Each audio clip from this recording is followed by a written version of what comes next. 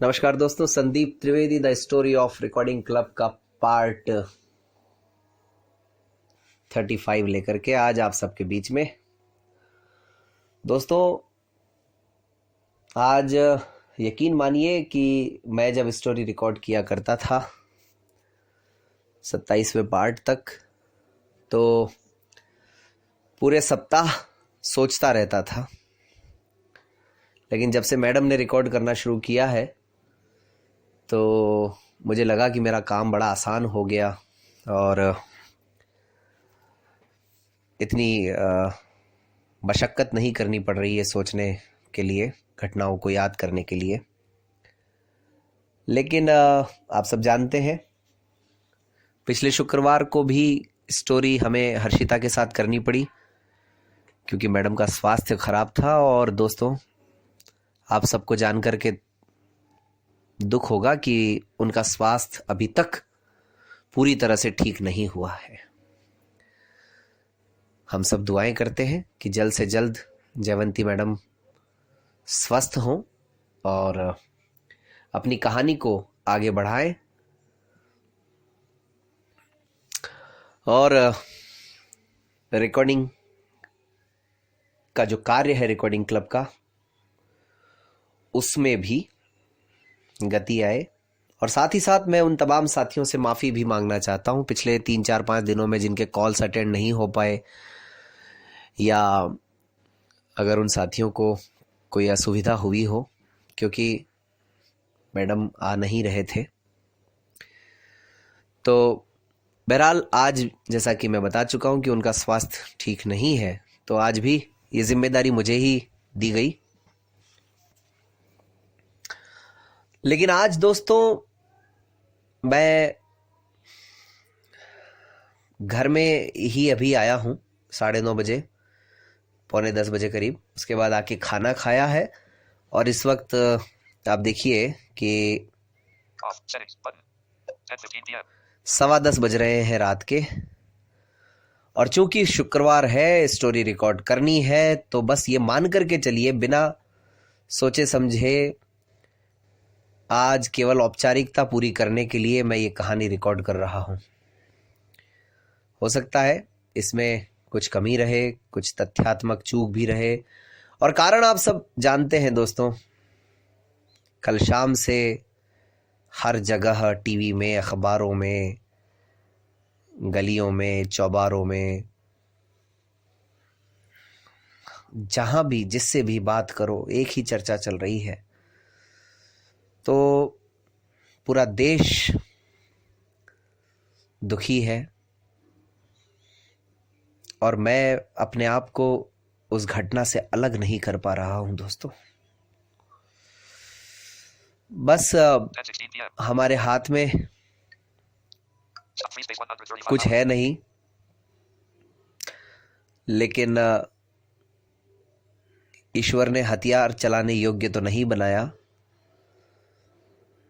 लेकिन शब्द रूपी हथियार चलाने के योग्य जरूर बनाया है। और उसका भरपूर प्रयोग मैं कर रहा हूं जहां भी मुझे अवसर मिल रहा है, और हमारे सभी साथी कर रहे हैं, पूरा देश कर रहा है, ये हम सब जानते हैं। लेकिन खैर, इस बात का रिकॉर्डिंग क्लब की स्टोरी से कोई लेना देना नहीं है। बस बात सिर्फ इतनी सी है साथियों कि मन उदास है, कुछ कहने के लिए मेरे पास है नहीं। लेकिन फिर भी जहां पर मैंने अपनी जो रिकॉर्डिंग क्लब की कहानी समाप्त की थी, वर्ष 2013 जून का महीना, मेरे एग्जाम हो गए थे, और जिस घटना का जिक्र किया था वो घटना तो जयवंती मैडम की कहानी में आ ही जाएगी। तो साथियों, जून का महीना निकल गया, जुलाई आया, और सामान्य रूप से ही सब कुछ होता रहा। उस दौरान दोस्तों एक बहुत बड़ी दुर्घटना भी घटी। जिस लैपटॉप को रोटरी क्लब ने हमें दिया था, वो लैपटॉप खराब हुआ, कई दिनों तक काम नहीं हो पाया, कंप्यूटर पर रिकॉर्डिंग करनी पड़ी। बहुत साथियों को असुविधा हुई, वॉइस क्वालिटी अच्छी नहीं रही। लैपटॉप को ठीक करवाने के लिए करीबन महीने 1.5 महीने का वक्त लग गया। पूरी तरह से लैपटॉप की बॉडी ख़राब हो गई थी। सच्चाई ये है दोस्तों कि किसी कारण से, किसी चूक की वजह से लैपटॉप के ऊपर दूध का गिलास गिर गया था और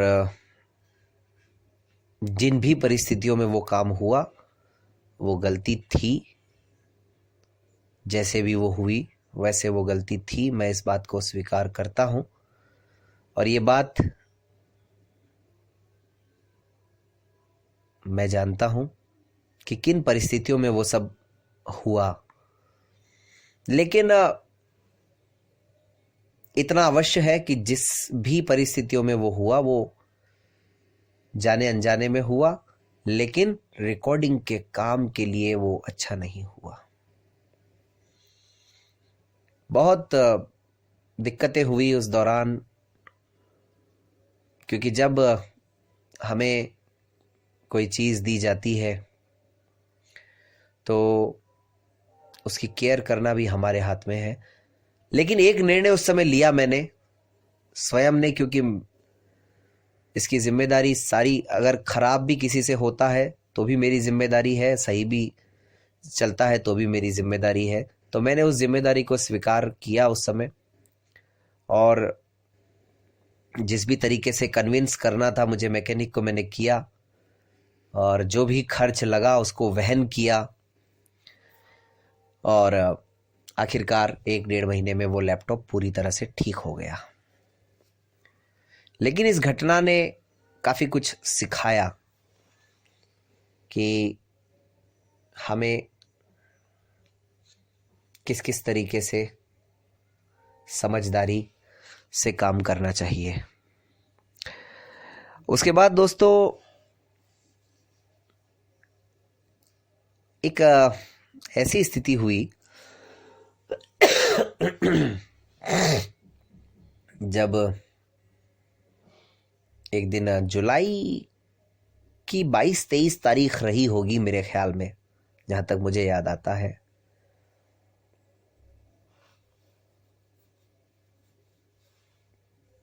रिकॉर्डिंग का काम करते करते रोटरी क्लब के साथ 2 वर्ष से भी ज्यादा का समय हो गया था, और मीटिंग इस बात के लिए रखी गई थी साथियों कि अभी तक की परफॉर्मेंस कैसी रही, अभी तक की प्रोग्रेस क्या रही, और हमें किस किस तरीके से इस कार्य को और लोगों तक पहुंचाना है और उसको आगे बढ़ाना है। उसी मीटिंग के दौरान ये चर्चा भी हुई कि क्यों ना एक ऐसा समारोह आयोजित किया जाए, एक ऐसा कार्यक्रम आयोजित किया जाए जिसमें हम हमारे अभी तक के जितने भी साथी हमसे जुड़े हैं रोटरी क्लब से, क्योंकि उस समय हम सब रोटरी क्लब के अधीन थे, रोटरी क्लब के झंडे तले थे, तो रोटरी क्लब के साथ जो जो साथी अभी तक जुड़े हैं इस रिकॉर्डिंग के काम की वजह से, उन साथियों को इनवाइट किया जाए और एक फंक्शन किया जाए अजमेर में, उनको सुना जाए, फीडबैक लिया जाए, उनकी आवश्यकताओं को समझा जाए और एक मंच प्रदान किया जाए।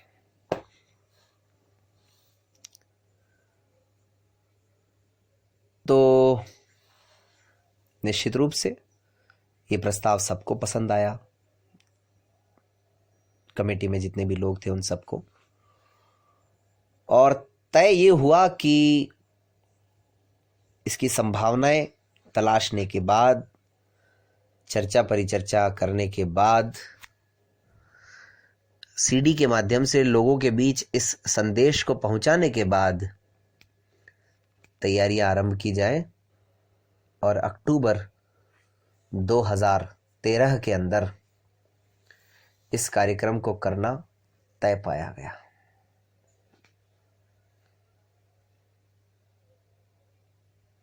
मुझे जिम्मेदारी दी गई सभी साथियों के साथ कोऑर्डिनेट करने की और सभी तक इस बात को पहुंचाने की। मैंने स्वीकार किया इस जिम्मेदारी को साथियों, और सभी ने, कमेटी में जितने भी लोग थे, सबने अपनी अपनी जिम्मेदारी के हिसाब से, किसी ने ये तय किया कि चूँकि अब यहाँ सब लोगों को जानते नहीं हैं हम लोग, इसलिए मैं उनका नाम जिक्र नहीं कर रहा हूँ, नाम का उल्लेख नहीं कर रहा हूँ, ज़रूरत पड़ेगी तो आगे करूँगा। किसी ने ये जिम्मेदारी ली कि मैं रहने की व्यवस्था करवाऊँगा, किसी ने ये जिम्मेदारी ली कि मैं खाने पीने की व्यवस्था करवाऊँगा, जैसा आमतौर से किसी भी कार्यक्रम को करने के लिए होता है। किसी ने ये जिम्मेदारी ली दोस्तों कि मैं उनके आने जाने का ध्यान रखूँगा। किसी ने ये व्यवस्था की कि हम माइक की व्यवस्था करेंगे। किसी ने ये व्यवस्था की कि हम उन्हें जो गिफ्ट देंगे या उपहार में जो कुछ देंगे उसकी व्यवस्था करेंगे। किसी ने गेस्ट्स जो है, मेहमानों को जो है इनवाइट करने की जिम्मेदारी ली। इस तरीके से सबने अपने अपने तरीके से अपना अपना काम बांटा। कुछ किसी ने वॉलंटियर्स को मैनेज करने की जिम्मेदारी। तो एक बड़ा ही अच्छा मिला जुला प्रयास था और खुशी की बात ये थी साथियों कि प्रोग्राम हो रहा था हम जैसे साथियों के लिए, यानी दृष्टिबाधित साथियों के लिए, और उस कमेटी में हम 2 दृष्टिबाधित थे, लेकिन हमारे अलावा बाकी जितने लोग थे वो सब दृष्टिवान लोग थे और वो लोग बहुत ज़्यादा उत्साह दिखा रहे थे इसमें। तो ये एक अच्छी बात थी और एक समावेशी माहौल तैयार हो रहा था, एक इंक्लूसिव एनवायरनमेंट तैयार हो रहा था और ये लग रहा था कि मन में ऐसी खुशी थी कि हमारा कार्यक्रम करने के लिए हमें जो है, हम लोगों को तो मेहनत करनी ही होती है, लेकिन हमारे साथ साथ जो मुख्य धारा के लोग हैं वो भी मेहनत कर रहे हैं। तो निश्चित रूप से उन दिनों ये एक अपने आप में बड़ी अच्छी बात थी और हमारे अजमेर जैसे शहर के लिए तो निश्चित रूप से एक बहुत अच्छी बात थी। तो सब कुछ तय हुआ। उसके बाद सितंबर के महीने में एक बार फिर मीटिंग हुई और सभी कार्यों को आपस में जोड़ करके एक विस्तृत कार्यक्रम बनाया गया। वो कार्यक्रम कैसे हुआ, उस कार्यक्रम के दौरान क्या क्या हुआ और क्यों पहली बार इसी कार्यक्रम में ये महसूस हुआ कि शायद मेहनत कोई कर रहा है और मज़े कोई और ले रहा है। ये सब आने वाले अंकों में। आज के लिए इतना ही साथियों। आप सबका बहुत बहुत धन्यवाद। आप लोगों ने पिछले दिनों जयवंती मैडम की कहानी को जिस प्रकार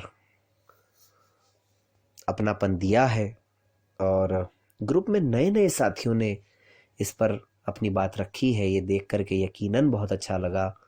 उम्मीद है भविष्य में भी आपकी जिज्ञासाएं, आपके सुझाव, आपकी शिकायतें इसी प्रकार रिकॉर्डिंग क्लब के मंच पर आती रहेंगी।